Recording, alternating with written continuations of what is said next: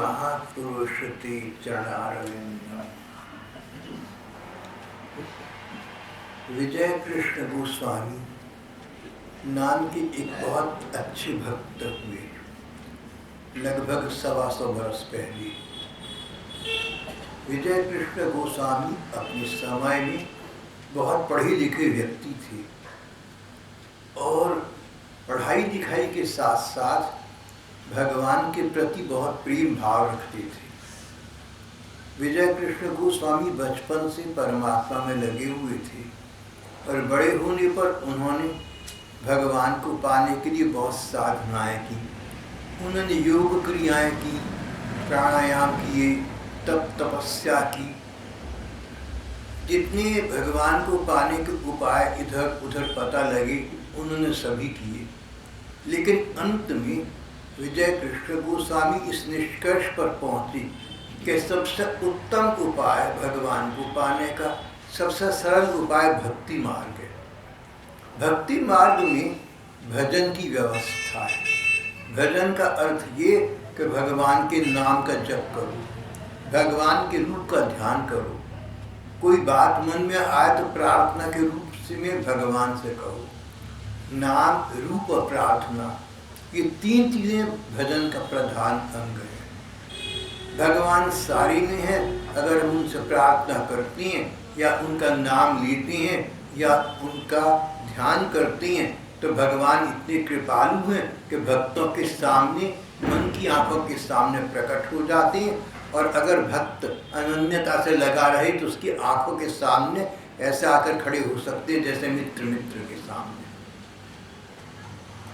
विजय कृष्ण गोस्वामी उन्होंने देखा कि समाज में बहुत सी कुरीतियाँ हैं, बहुत सी रीति रिवाज गलत हैं जिससे देश को, हमारे समाज को हानि पहुंचती है। उन्होंने बहुत सुधार कार्य किए। जब उन्होंने सुधार के काम किए तो ये भी स्वाभाविक है, बहुत सारे ऐसे पुराने ज़माने के लोग थे जिन्होंने विजय कृष्ण को नहीं समझा और उन्होंने उनकी बुराई और निंदा भी करी। लेकिन विजय कृष्ण अपने सब पथ पर लगे रहे, भगवान के भरोसे सब करते रहे। उन्होंने निंदा और अपमान की चिंता नहीं की, आगे बढ़ते गए। विजय कृष्ण गोस्वामी श्री वृंदावन रहे और अपने जीवन के अंतिम दिनों में जगन्नाथपुरी उड़ीसा आ गए थे। आज विजय कृष्ण गोस्वामी के जीवन का अंतिम प्रकरण है। विजय कृष्ण गोस्वामी के अनेक लोग विरुद्ध हो गए थे क्योंकि वो बहुत उदार हृदयता की, बहुत विशाल हृदय की बातें करते थे। उदाहरण के लिए साधारण देश में ये रिवाज है कि कुछ लोग तो वैष्णव हैं, भगवान विष्णु के उपासक, वो लोग तुलसी की माला पहनते हैं। कुछ लोग शिव जी के उपासक हैं, वो शैव कहलाती हैं, वो लोग रुद्राक्ष की माला धारण करते हैं। कोई रुद्राक्ष की माला धारण करता है, कोई तुलसी की माला धारण करता है। विजय कृष्ण गोस्वामी दोनों धारण करते थे। इस पर उनकी बहुत आलोचना हुई उस समय के समाज में कि देखो जी, ना तो ये वैष्णवों में है ना ये शैवों में है। लोग उनको समझ नहीं सके या उन्होंने समझना चाहा नहीं तो समझ की बात ये है कि दोनों माला धारण करते हैं, यानी उनके मन में दोनों के लिए समान आदर है। वो ऐसा मानते हैं कि भगवान विष्णु और भगवान शिव एक ही तत्व के दो नाम हैं। भगवान अनेक रूपों में सामने आ सकते हैं, तो भगवान विष्णु रूप में भी ठीक है, शिव रूप में भी ठीक है, दोनों भगवान हैं। इस बात को उस समय के अधिकांश लोग नहीं समझ सके और इसलिए उन्होंने विजय कृष्ण गोस्वामी की इन बातों को लेकर भर्त्सना और आलोचना की। विजय कृष्ण गोस्वामी के विचारों का सामान्य समाज में बहुत सम्मान हुआ। उनका आदर, उनके प्रति आदर भाव बहुत बढ़ गया। उनके प्रति बढ़ते हुए सम्मान को उस समय के जो पुराने ज़माने के लोग थे, जो परिपाटियों को मानते थे, वो सहन नहीं कर सके और उनके मन में ईर्ष्या भी जाग गई। और फिर परिणाम वही हुआ जो प्रायः हुआ करता है। एक दिन विजय कृष्ण गोस्वामी अपने स्थान पर विराज रही थी। एक साधु उनके पास आया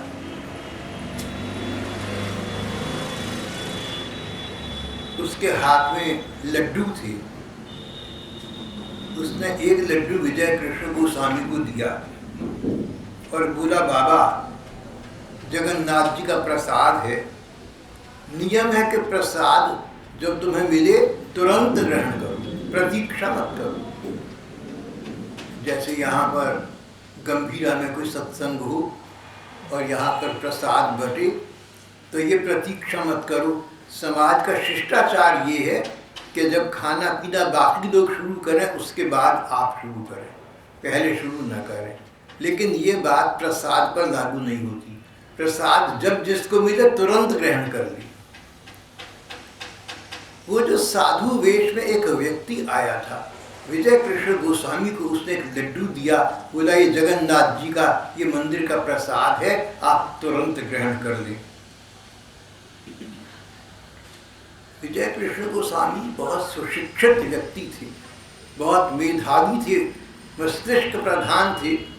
उन्होंने कहा इस अनजान साधु का मुझसे आकर ये कहना कि प्रसाद का नियम है कि तुरंत ग्रहण कर लो, इसका क्या मतलब है?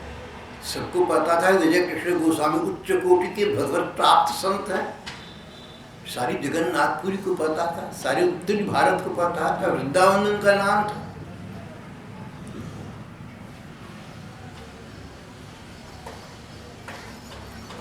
वो अपनी मन ही मन समझ गए कि दाल में कुछ काला है। फिर ये भी समझ गए कि जो लोग मेरी आलोचना करते हैं, जो लोग मेरे प्रति ईर्ष्या रखते हैं, उनका ये षड्यंत्र होगा। उन्होंने प्रसादी लड्डू में कोई विष मिला दिया होगा।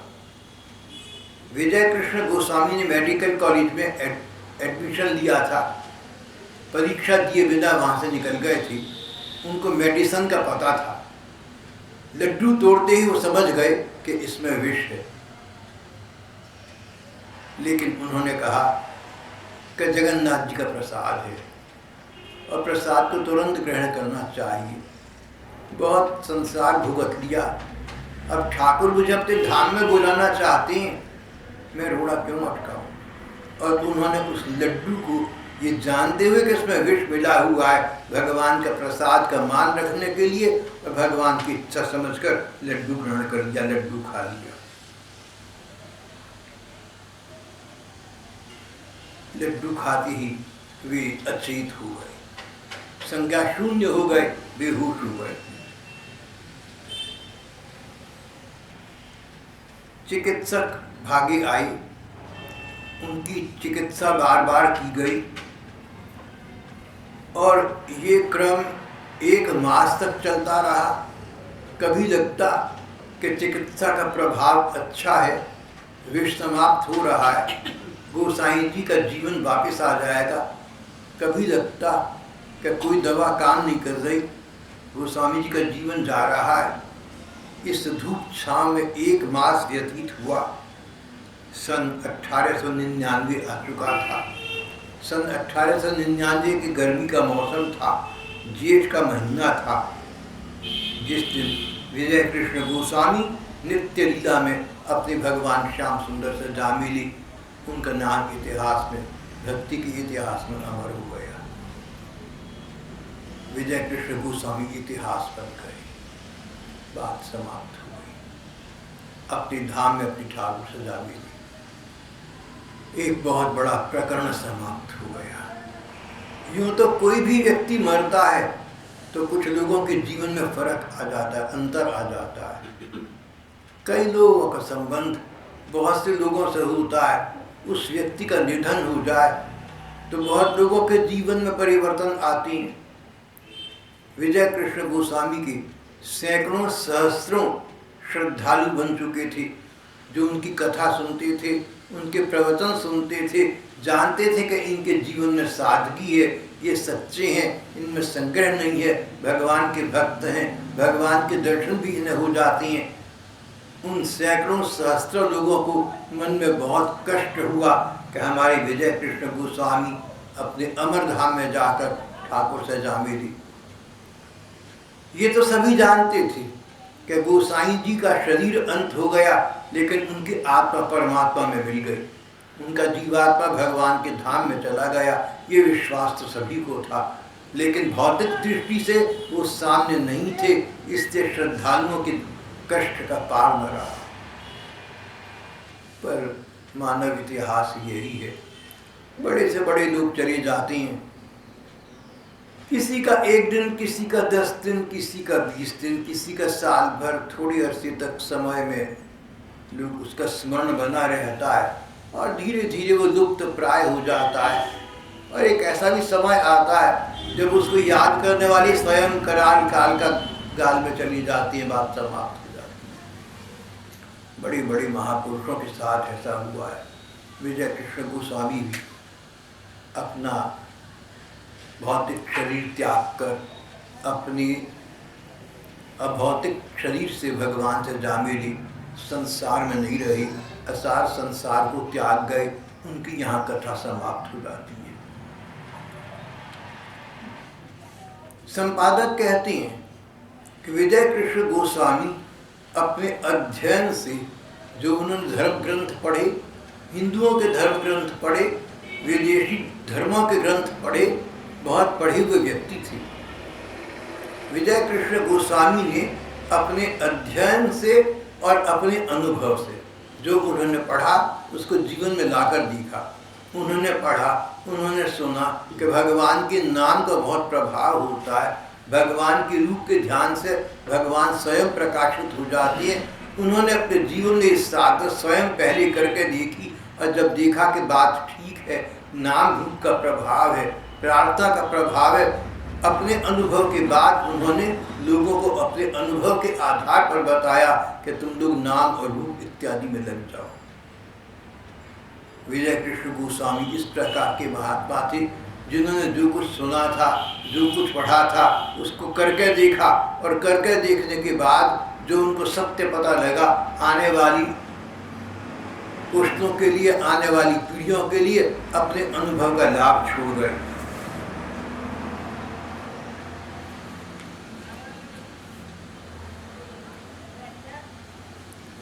विजय कृष्ण गोस्वामी ने लोगों के भले के लिए जो बातें कही, उनके मुख्य अंग इस प्रकार बनती हैं। पहला, भाग्य। धारणा ये है कि पूर्व कर्मों का हमें फल मिलता है। हमारी पहली अनेक जन्म हो चुके, पिछले जन्मों में हमने अच्छे भी कर्म किए होंगे, बुरे भी किए होंगे। अच्छे कर्मों का फल सुख है, बुरे कर्मों का फल दुख है। ये फल इस जीवन में भोगना पड़ता है। इसको भाग्य कहती हैं, इसको प्रारब्ध कहते हैं, इसको विधान कहती हैं। प्रश्न ये है कि भाग्य के ऊपर विजय कोई प्राप्त कर सकता है? क्या हम प्रारब्ध से ऊंचे उठ सकते हैं? इसके 2 उत्तर हैं। कुछ विद्वानों का कहना है कि इस जन्म में तुम ऐसे कर्म कर सकते हो जिनके प्रभाव से पूर्व कर्म क्षीण हो जाएंगे। लेकिन भक्ति मार्गी भक्तों का कहना ये है कि कर्मों से कर्म क्षीण नहीं हो सकते। नए कर्म अच्छे करो तो उनका अलग से तुम्हें अच्छा फल मिलेगा, उनके प्रभाव से पुराने कुकर्म समाप्त हो जाएंगे, ऐसा नहीं है। हम देखते हैं कि सभ्य राष्ट्रों में भी ये नियम है, कोई व्यक्ति कोई अपराध कर दे तो कचहरी में उसको दंडित किया जाएगा। अगर वो कोई अच्छा काम उसके बाद करे तो पिछले दंड को इसलिए क्षमा नहीं किया जाएगा कि अब इसने अच्छा काम कर दिया है। हाँ, अच्छे कर्म का उसे इनाम सरकार या कचहरी दे सकते हैं। विजय कृष्ण गोस्वामी ने कहा कि अगर तुम चाहते हो कि तुम प्रारब्ध विजय प्राप्त कर लो, संसार में जो सुख दुख मिलती है उनसे ऊंचे उठो, तो उसका उपाय कर्म कांड नहीं है, यज्ञ, ज्ञान यज्ञ, क्रिया कर्म, वेद वेदांत का अध्ययन,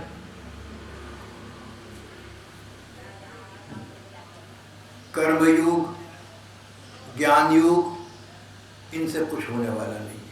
प्रारब्ध पर कोई व्यक्ति विजय प्राप्त नहीं कर सकता। जो पिछला लिखा है वो अमिट है, उसको मिटा नहीं सकते। अगर उसको मिटाने का कोई उपाय है तो भगवान के नाम का जप है। भगवान नाम के जप पर विजय कृष्ण गोस्वामी ने बहुत बल दिया। कहते थे कि तुम नाम जप करो तो प्रारब्ध भी तुम्हारे सामने घुटने टेक देगा। कम से कम नाम जप से इतना तो किसी भी व्यक्ति के जीवन में हो जाएगा कि जो कष्ट आएगा उसको सहन करने की शक्ति मिल जाएगी। ये बहुत बड़ी बात है।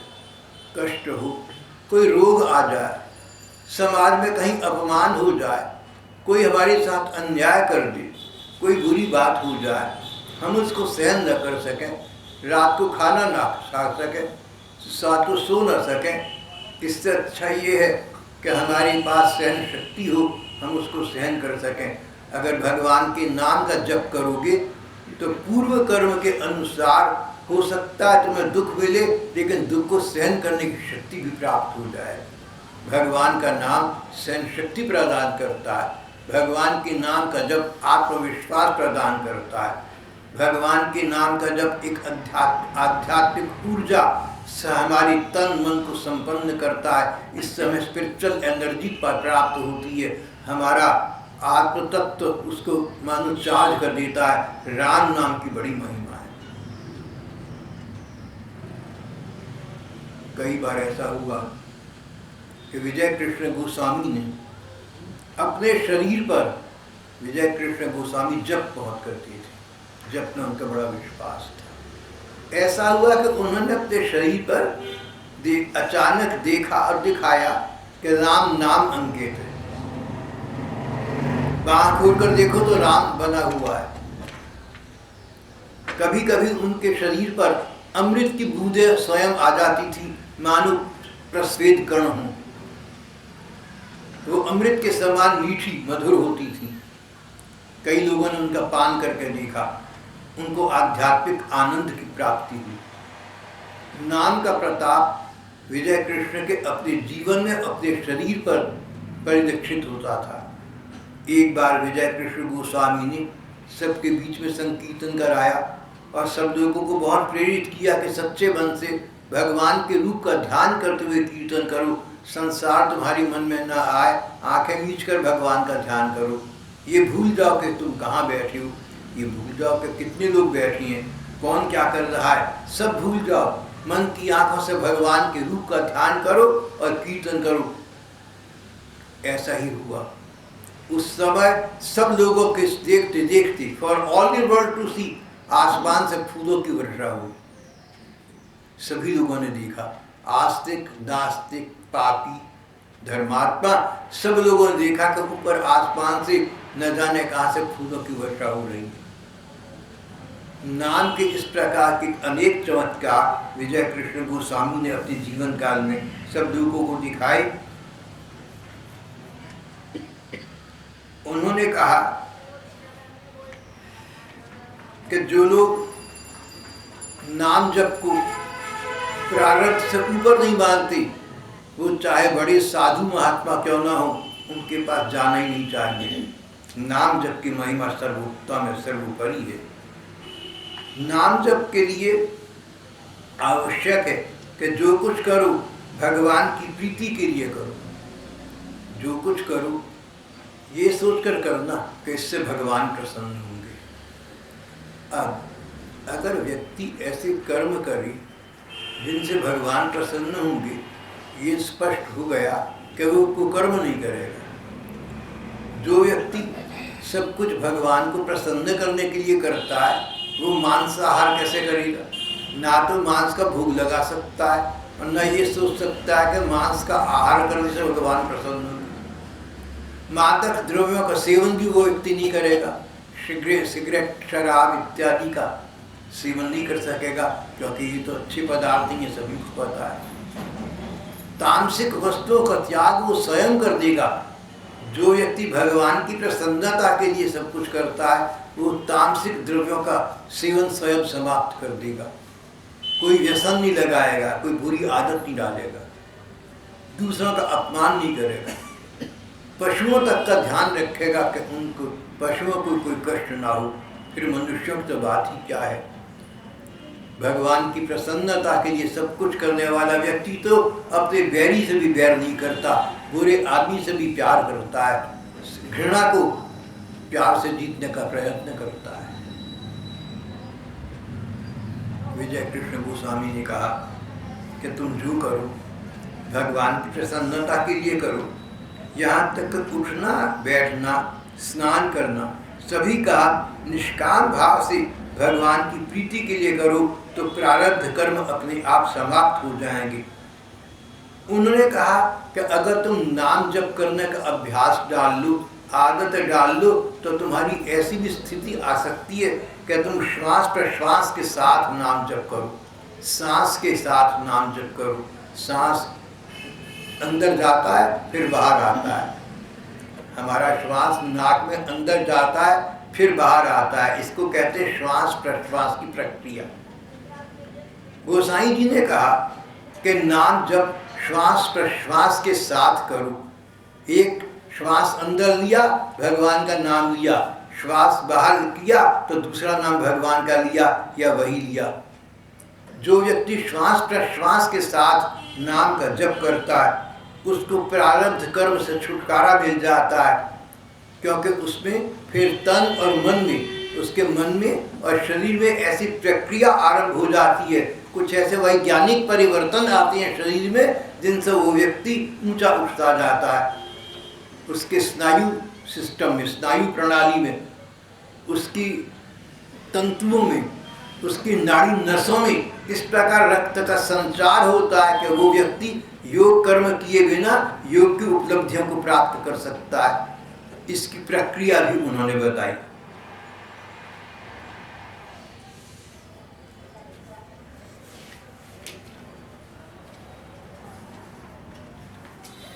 विष्णु कृष्ण गोस्वामी ने, विजय कृष्ण गोस्वामी जी ने दूसरी बात की, अगर तुम्हारे जीवन में कोई ऐसे गुरु हैं जो तुम्हें भगवान की ओर लगा रही हैं और जिनके कहने के अनुसार तुम साधन पथ पर चल रहे हो, जब सुबह को उठकर भगवान का भजन आरंभ करो तो पहले अपने गुरुदेव का ध्यान करना और ध्यान करके उन्हें प्रणाम करना। ध्यान करना, मन की आंखों से देखना कि गुरु जी सामने बैठे हैं और उनका अभय मुद्रा में उनका हाथ ऐसे है कि हमें अभय दान दे रही हैं, हमें वरदान दे रही हैं। मन ही मन उनके चरणों में प्रणाम करो और फिर भगवान का भजन आरंभ कर दो। तो जो गुरु तत्व है ये अमर है। उन्होंने कहा कि गुरु का देह न रहे तो भी गुरु तत्व अमर है, गुरु तत्व बना रहता है। अगर तुम्हारे गुरु हों, भगवान की ओर लगाने वाले हों और उनका शरीर न रहे तो शरीर भले ही न रहे, गुरु जी बने रहेंगे, कहीं ना कहीं भगवान के पास होंगे और तुम्हारा दिशा दर्शन वो वहाँ से बैठे करते रहेंगे। गोसाई जी ने कहा कि गुरु की महिमा अमित है, लेकिन देखो गुरु ऐसा होना चाहिए जो शिष्य को अपने में न लगाकर भगवान में लगाए। जो अपने में लगाए या जिसकी निगाह शिष्य के रुपए पैसे पर हो तो वो तो बात नहीं बनती। जो गुरु अपने शिष्य को अधिक से अधिक भगवान में लगाता है वो भले ही संसार में न रहे, उसका शरीर न रहे, बिना शरीर के भी वो अपने शरीर के समाप्त होने के बाद भगवान के पास चला गया, लेकिन जो शिष्य सच्चा है उसका दिशा दर्शन वो गुरुदेव फिर भी करते रहेंगे। इसलिए गुरुदेव जीवित हो या दिवंगत हो या शरीर छोड़ चुके हों, सुबह को भगवान का ध्यान करने से पहले, भजन करने से पहले उन गुरुदेव का मन ही मन की आंखों से ध्यान करके उन्हें प्रणाम करके भजन आरंभ करोगे तो तुम्हारा भजन कहीं अधिक फलदायी हो जाएगा। भगवान भी प्रसन्न होंगे, गुरुदेव भी प्रसन्न होंगे और इस प्रकार मन भजन में अधिक लगेगा और भगवान अधिक शीघ्रता से भगवान की प्रसन्नता प्राप्त होगी। गोसाई जी ने दूसरी बात या तीसरी बात ये कही, भजन करने का एक आसन पक्का रखो, एक स्थान बनाओ, वो स्थान ऐसा हो जो बना रहे। एक ही स्थान पर एक ही आसन पर बैठकर जप करो। एक ही स्थान, वहीं पर आसन और उस आसन पर जप करो। प्रतिदिन निर्दिष्ट समय पर उस आसन पर बैठकर भजन करो। आसन पर किसी और को मत बैठने दो, कारण जो तीसरे व्यक्ति हैं उन्होंने क्या खाया पिया है, उनकी आमदनी कितनी पवित्र है, हमें उनके बारे में पता नहीं है। उनकी पद्धति क्या है हम जानती नहीं। तो व्यक्ति को चाहिए कि जप करने के लिए एक आसन का प्रयोग करे, और ये आसन एक ही आसन रहना चाहिए, एक स्थान पर रहना चाहिए, उस स्थान पर बैठकर जप ही करना चाहिए। जपिया व्यक्ति को चाहिए कि उस आसन का प्रयोग भजन के अतिरिक्त अन्यत्र न करें, भजन के लिए ही उस आसन का प्रयोग करें। इस प्रकार भजन करते करते वो आसन भी भजन सिद्ध हो जाता है। उस आसन में इस प्रकार की ऊर्जा का संचार हो जाता है, ऐसी स्पिरिचुअल एनर्जी चार्ज हो जाती है, मानो वो अनुप्राणित हो गया हो, मानो सजीव हो गया हो, मानो उसमें जीवन का संचार हो गया हो। नाम जप की इतनी महिमा है, भजन की इतनी महिमा है, लेकिन आसन एक ही रखना।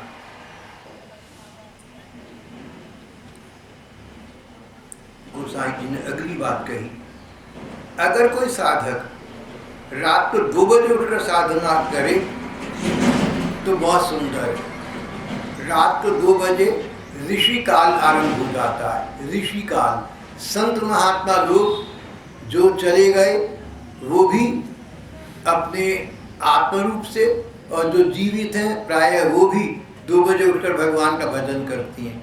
तो जो साधक लोग 2 बजे उठकर भगवान का भजन करें, इस ऋषि काल में, इस अमृत वेला में उनको उस भजन का अंश प्राप्त हो जाता है जो वर्तमान संत या दिवंगत संत कर रही हैं। वातावरण में एक प्रकार का आध्यात्मिक ऊर्जा का संचार होता है, उसका लाभ मिलता है।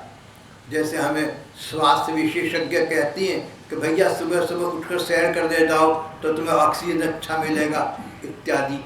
इसी प्रकार महात्माओं ने कहा कि सुबह को 2 बजे से लेकर 4 बजे का समय, 2 बजे से लेकर 4 बजे का समय ऐसा है जिसमें किया गया भजन बहुत अधिक फलदायी होता है। इस समय संत महात्मा जो चले गए वो भी अदृश्य रूप से घूमते रहते हैं, भजन करते रहते हैं और बहुत लोगों पर कृपा कर देते हैं। अनेक महापुरुष सूक्ष्म रूप से उस समय विचरण करते हैं, और जो व्यक्ति साधन करते हैं उनको आशीर्वाद देते हैं, उनकी सहायता करते हैं।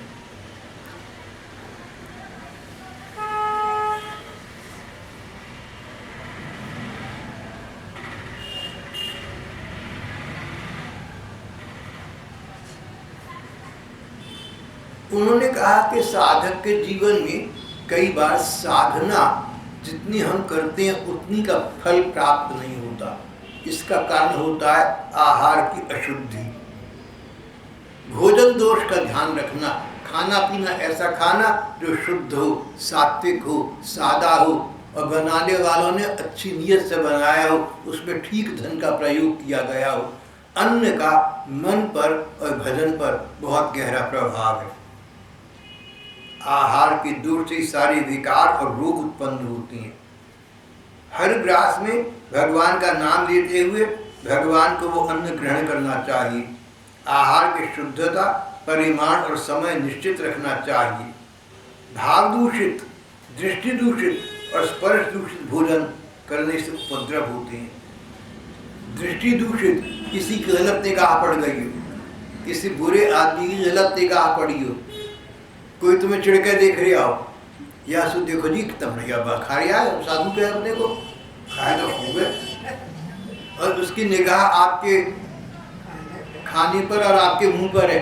मैंने कई लोगों को ऐसा देखा है कि दूसरों को खाते हुए देखते रहते, ये अच्छी आदत नहीं है। कोई खाना खाता है तो उसको मत देखो, देख भी जाओ तो अनदेखे हो जाओ। साधारण समाज में शिष्टाचार की भी यही बात है। दृष्टि दोष ना हो, भाव दोष ना हो। अगर तुम किसी का खाना खा रहे हो तो जो खाना खिलाने वाला है उसका तुम्हारे प्रति भाव प्यार का होना चाहिए। भाव दूषित अन्न न हो, उसकी आमदनी नेक हो, उसका बनाने का तरीका ठीक हो, भगवान को नैवेद्य अर्पित किया गया हो और स्नेहपूर्वक आपके सामने परिवेशित किया गया हो, सर्व किया गया हो, तो वो शुद्ध भोजन है, और नहीं तो वो भाव दूषित भोजन है, उससे भजन में हानि होगी। स्पर्श दूषित भोजन, गलत आदमी तुम्हारे खाने की थाली को भी न छुए। आहार शुद्धि पर बड़े बड़े महात्माओं ने, लगभग पुरानी नयों ने, सभी ने जोर दिया है। भगवान के किसी धाम में अगर हो सके तो जाकर निवास करना चाहिए। कोई वृंदावन चला जाए, कोई हरिद्वार चला जाए, कोई जगन्नाथपुरी चला जाए।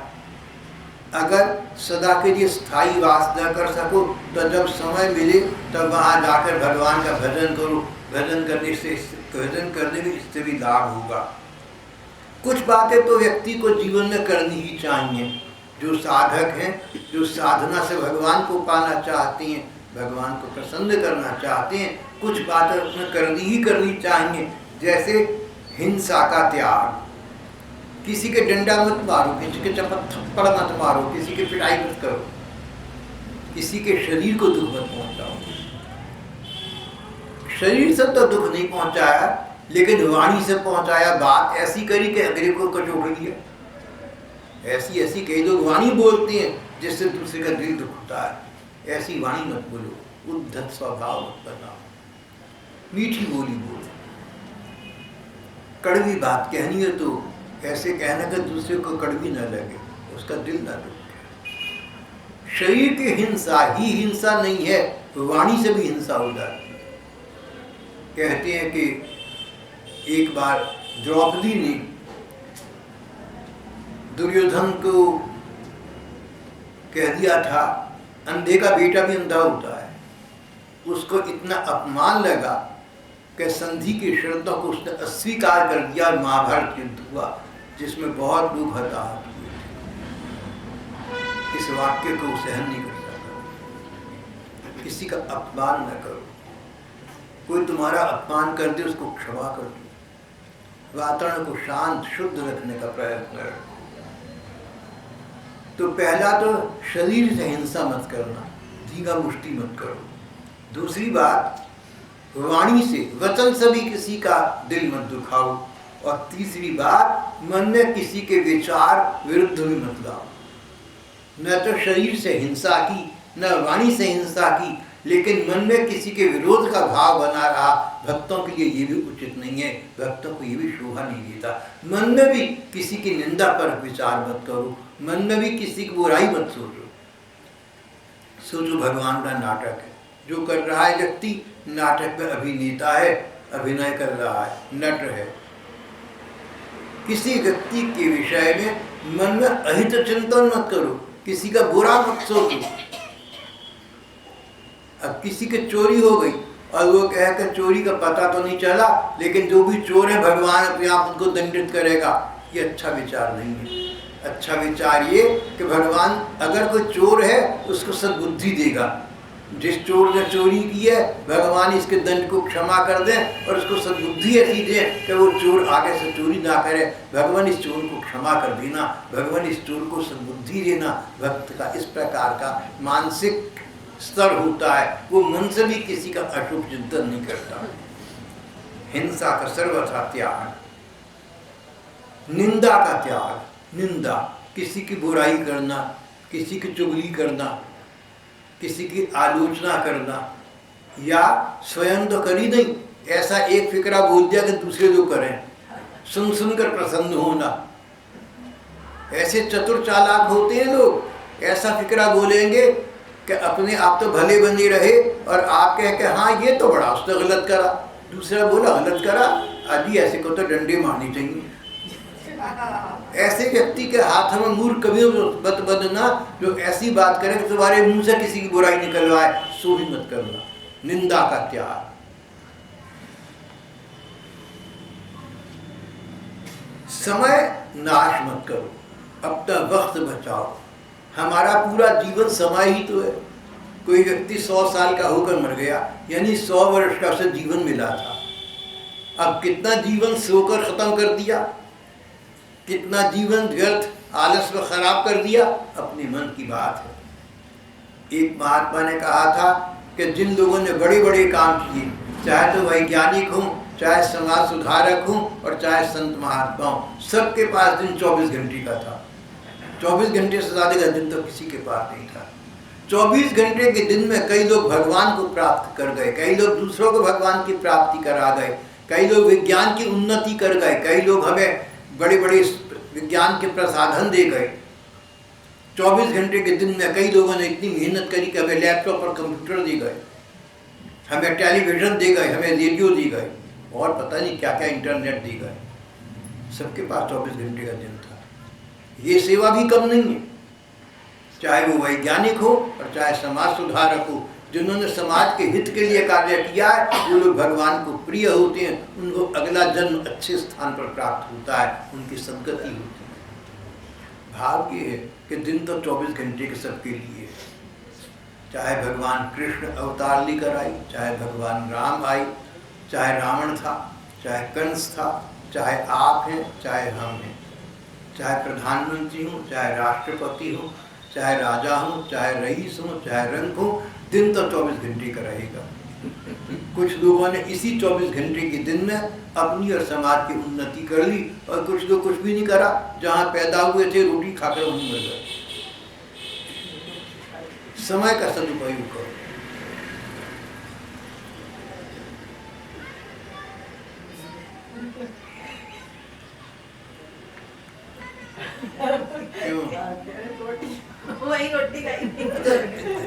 यानी कि देश पर बोझा ही है ना, रोटी खा रहे हो कर कुछ भी नहीं रहे। एक समाज पर बोझा ही है ना कि रोटी खाता है करता कुछ नहीं है। अरे बदले में तो दूसरों की सेवा कर भैया, पढ़ाई लिखाई करके बड़ा बन, तेरे से जरा देश की सेवा होगी।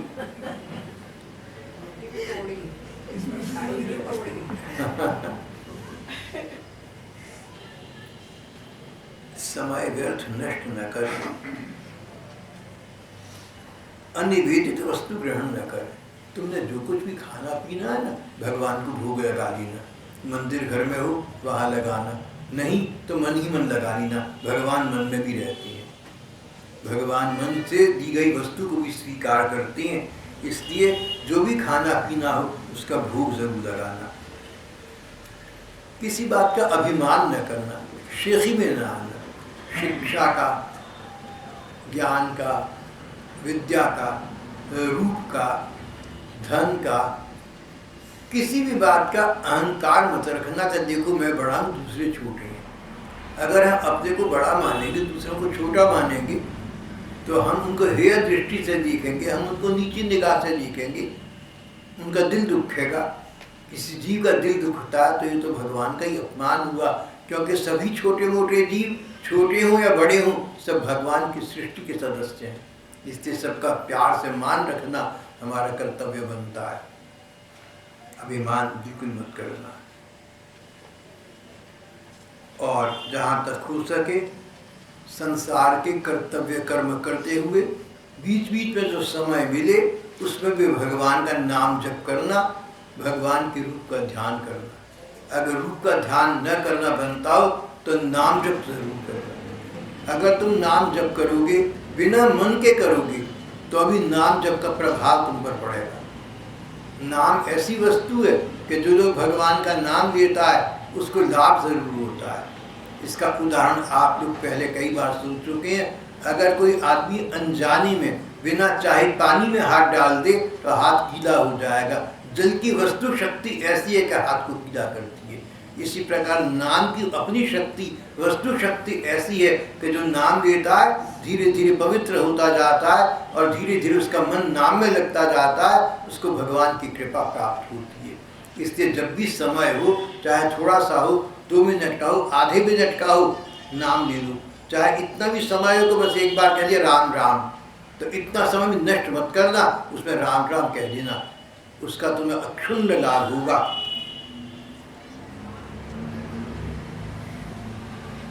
स्वामी जी ने कहा, गोसाई जी ने कहा कि सबसे बड़ा दुश्मन तुम्हारा कौन है?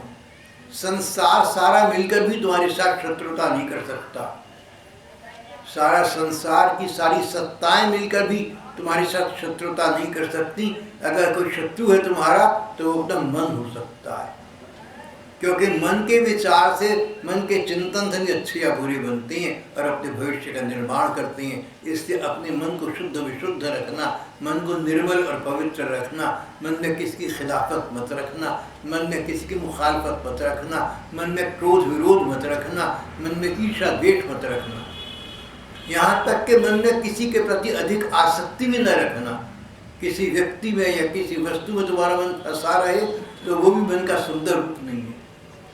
मन को संतुलित रखना, मन को नियमित रखना, मन को संयत रखना।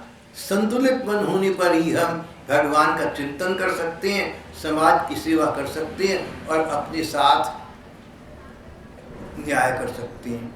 इसलिए मन को अपना मित्र बनाना चाहिए, मन को शत्रु कभी न बनाना। समय के विषय में गोसाई जी बहुत अधिक गंभीर थे। उन्होंने अपने पास आने वाले साधकों के लिए अपनी कुटिया की दीवार पर बड़े बड़े अक्षर में लिखवा रखा था, ये समय फिर नहीं आएगा। अगर 2:02 है तो जहाँ 2:03 हुए 2:02 समय जा चुका, ये तो वापस नहीं आएगा। अगर आपने 2 पर नाम ले लिया था तो ले लिया, और नहीं लिया तो 2:03 के बाद चाहे तुम कितनी माला करो, जो 2 पर जो नाम जप करना था वो तो वापस नहीं, वो तो दोबारा नहीं कर सकोगे। बाद में चाहे अधिक कर लो, लेकिन उस समय का समय तो चला गया। इकोनॉमिक्स में तो ये विशेष बात पढ़ाई जाती है, time is a perishable commodity, time perishes. मान लो एक मजदूर को कल से 100 रुपये रोज की दिहाड़ी मिलेगी, आज उसको 10 रुपये मिल रहे थे, उसने नहीं करा क्योंकि कल से 100 रुपये की दिहाड़ी मिलेगी।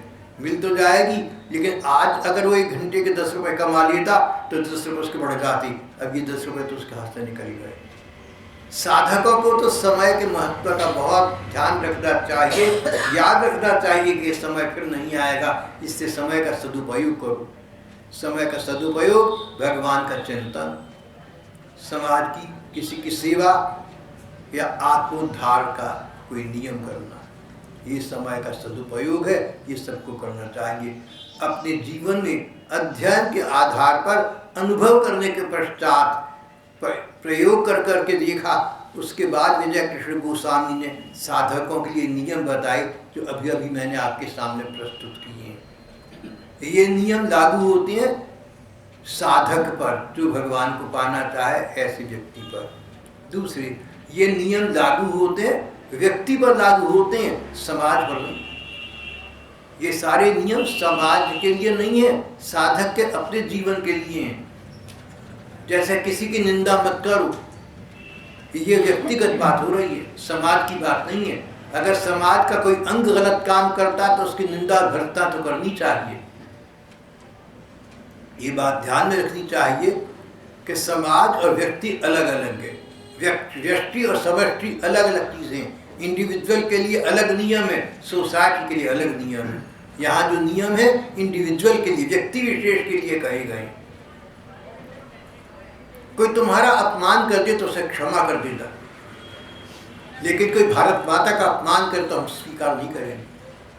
अंग्रेज़ों का ज़माना था, अंग्रेज़ों का बहुत आतंक था, सत्ता उनके हाथ में थी, पुलिस मिलिट्री उनके पास थी। सुभाष बोस छोटे उम्र के बच्चे थे, जमात पर पढ़ते थे। अंग्रेज अध्यापक से भारत माता के अपमान में कोई शब्द बोले, सुभाष बोस खड़े होकर थप्पड़ मारा अंग्रेज अध्यापक के, बोले हमारी माँ है, समझ गए। देखते रहेगा सब लोग।